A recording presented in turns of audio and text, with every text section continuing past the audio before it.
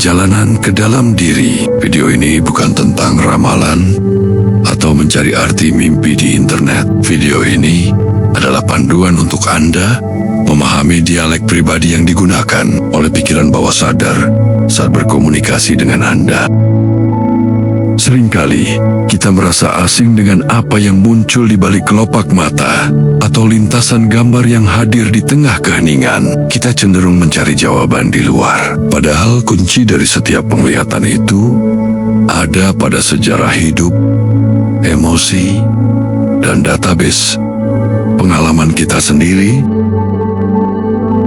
Melalui seri video ini, kita akan belajar bagaimana 1. Mengenali penglihatan batin sebagai data yang valid. 2. Menafsirkan simbol berdasarkan pengalaman pribadi, bukan teori umum. 3. Menghubungkan visi batin dengan kejadian nyata melalui pengamatan yang tekun. Mari kita mulai memandang batin bukan sebagai misteri, melainkan sebagai sahabat yang memberikan laporan jujur tentang navigasi hidup Anda. Mari kita mulai videonya. Ingatlah, menafsirkan penglihatan batin adalah sebuah keterampilan. Sama seperti mempelajari bahasa baru, Anda hanya perlu rajin menyimak dan mengamati. Pernahkah Anda melihat sebuah gambar atau simbol yang tiba-tiba melintas dalam pikiran? Sesuatu yang terasa begitu nyata, padahal mata Anda sedang terpejam. Banyak orang menyebutnya imajinasi. Sebagian menyebutnya bunga tidur. Tapi sebenarnya, itu adalah cara pikiran bawah sadar Anda mengirimkan laporan. Di bagian pertama ini, kita akan memahami satu prinsip dasar. Penglihatan batin Anda adalah pantulan dari database pengalaman hidup Anda sendiri. Bayangkan, pikiran bawah sadar Anda adalah sebuah gudang data raksasa. Sejak Anda lahir, setiap aroma, kejadian, warna, dan emosi tersimpan di sana secara rapi. Namun, bawah sadar tidak berkomunikasi menggunakan kata-kata atau angka seperti pikiran sadar kita. Ia adalah seorang pelukis. Saat Anda sedang dalam kondisi tenang, ia menarik data dari gudang tersebut untuk menggambarkan situasi Anda saat ini. Jika Anda melihat api, ia tidak sedang berbicara tentang kebakaran secara fisik, melainkan sedang meminjam simbol api dari database Anda untuk mewakili perasaan yang sedang membara, entah itu semangat atau amarah. Inilah alasan mengapa penafsiran penglihatan batin tidak bisa disamakan antar manusia. Jika database Anda mencatat bahwa hujan adalah momen ketenangan saat membaca buku, maka visi tentang hujan berarti Anda butuh istirahat. Namun, bagi mereka yang memori bawah sadarnya mencatat hujan sebagai bencana banjir, visi yang sama adalah sebuah peringatan akan ancaman. Itulah mengapa kunci penafsiran tidak ada di buku manapun, melainkan ada pada pengalaman pribadi Anda. Tugas Anda bukanlah menebak-nebak, melainkan mulai mengamati. Ketika sebuah penglihatan muncul, jangan terburu-buru mencari artinya di luar. Mulailah bertanya, data apa yang sedang dipinjam oleh batin saya? Berikutnya, kita akan membahas teknik tracing, bagaimana menelusuri memori masa lalu untuk menemukan arti simbol yang muncul hari ini. Kita sudah tahu bahwa penglihatan batin adalah data dari database pribadi kita. Namun, pertanyaannya adalah, bagaimana cara kita membaca data tersebut? Bagaimana jika simbol yang muncul terasa asing? Kini, kita akan mempelajari teknik tracing, sebuah cara untuk menelusuri jejak memori guna menemukan makna asli di balik setiap penglihatan. Langkah pertama adalah isolasi. Ambil satu objek yang paling mencolok dari penglihatan Anda. Jangan lihat keseluruhannya dulu. Fokus pada satu benda atau warna. Langkah kedua, cari koneksi emosinya. Saat melihat objek itu, apa yang Anda rasakan di tubuh?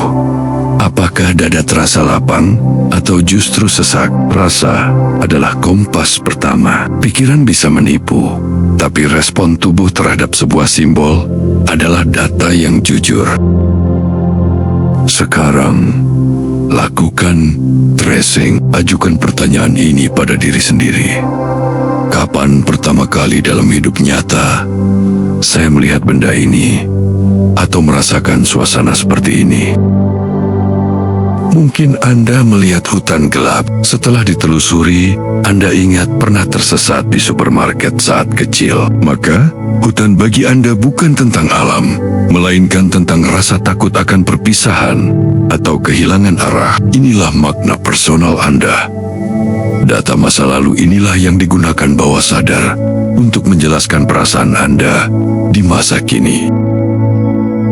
Setelah menemukan memorinya, hubungkan ke hidup Anda saat ini. Jika hutan itu berarti takut kehilangan arah, tanyakan, apakah saat ini saya sedang merasa kehilangan arah dalam pekerjaan atau hubungan saya? Jika jawabannya, maka penglihatan itu tervalidasi. Bawah sadar Anda sedang memberikan peringatan bahwa kondisi mental Anda saat ini sedang serupa dengan memori tersebut. Anda tidak sedang meramal masa depan. Anda sedang membaca diagnosa kondisi batin Anda sendiri. Tracing membutuhkan kejujuran untuk melihat kembali ke belakang.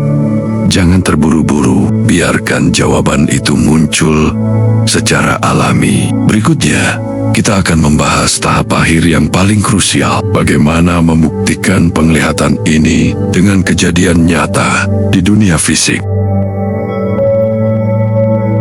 Kita sudah mengenal database batin. Kita sudah belajar teknik tracing untuk menelusuri memori. Sekarang, kita sampai pada tahap yang paling menentukan, yaitu sinkronisasi. Penglihatan batin bukanlah sesuatu yang terpisah dari dunia nyata. Ia adalah peringatan dini atau refleksi dari apa yang sedang atau akan terjadi di sekitar kita. Di bagian terakhir ini, kita akan belajar bagaimana membuktikan bahwa penafsiran Anda bukan sekadar kebetulan.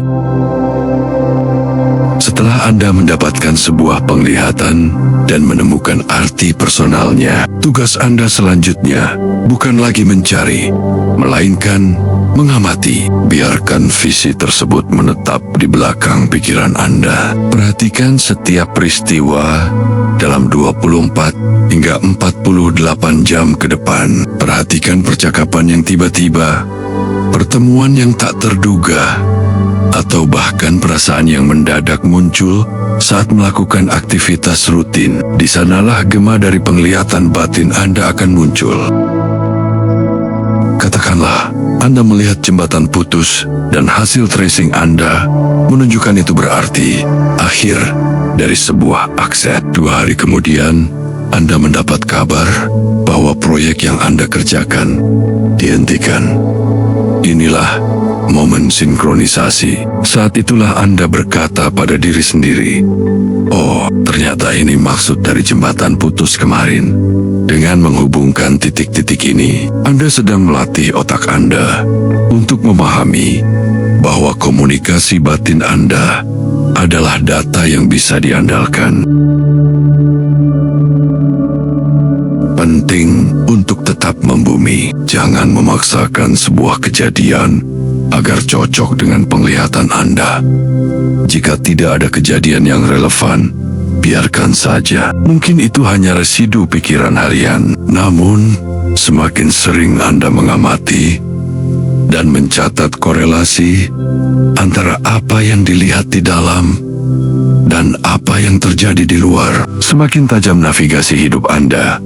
Anda akan mulai mengenali pola sebelum masalah benar-benar tiba, atau merasa tenang karena sudah mendapatkan konfirmasi batin sebelumnya.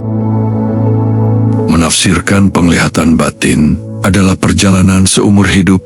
untuk mengenal diri sendiri. Tidak ada guru yang lebih hebat daripada pengalaman Anda sendiri. Tidak ada kamus yang lebih akurat daripada memori Anda sendiri. Sekarang, ambillah kendali navigasi Anda. Amati, telusuri, dan saksikan bagaimana batin Anda berbicara dengan dunia. Setelah kita belajar cara melihat, menelusuri, dan menghubungkan visi dengan realitas, muncul satu tantangan besar. Bagaimana kita tahu bahwa apa yang kita lihat benar-benar sebuah pesan batin dan bukan sekadar kecemasan atau keinginan yang kita buat-buat? Kini kita akan belajar tentang grounding, cara memisahkan antara visi murni dan kebisingan pikiran.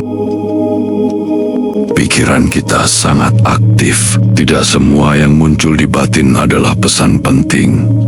Mari kita bedakan karakteristiknya. 1. Visi murni biasanya muncul secara spontan, seringkali terasa mengejutkan, dan membawa getaran emosi yang menetap, meskipun gambarnya sudah hilang.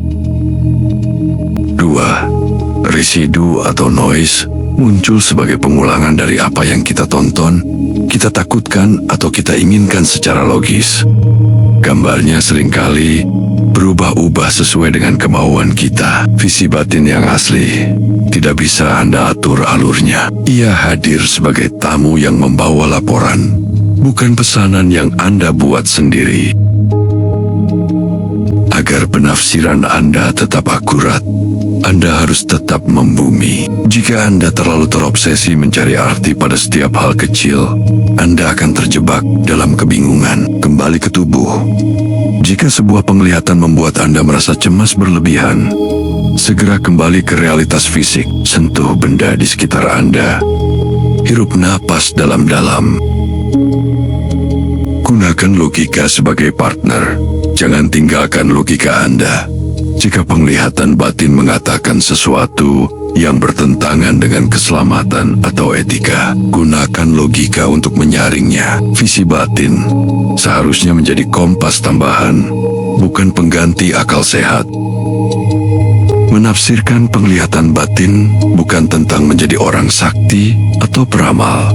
Ini tentang menjadi manusia yang lebih sadar. Ini tentang memahami bahwa ada dialog yang tak pernah putus antara pengalaman masa lalu Anda dan tindakan Anda di masa depan. Sekarang, Anda sudah memiliki metodenya. Amati datanya, telusuri memorinya, dan saksikan sinkronitasnya dalam hidup Anda. Terima kasih telah menyimak video ini. Selamat mengamati diri, dan selamat menemukan bahasa unik Anda sendiri.